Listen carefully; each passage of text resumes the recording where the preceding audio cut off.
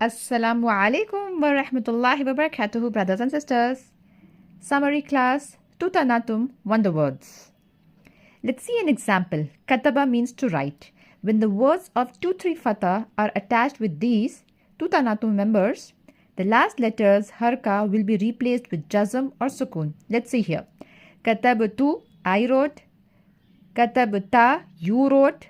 Katabna, we wrote. Katabtum, you plural wrote. There are few exceptions. Like for example, the attached pronoun na cannot be attached to Na Tum tu. Next, attached pronoun kum cannot be attached to Na Tum ta. Attached pronoun ka cannot be attached to ta. The 2-3 fatha word plus ww plus ap. How do we translate this? Let's see here.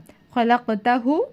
First, we translate the wonder word ta, then we translate the verb, and next, the last, we translate the ap, attached pronoun. You created him. Alhamdulillah, this was all about Na Tum lesson. Any doubt, please mail us at quranqalbinuran@gmail.com. Like, share and subscribe to our channel. Assalamu alaikum wa rahmatullahi wa barakatuhu, brothers and sisters.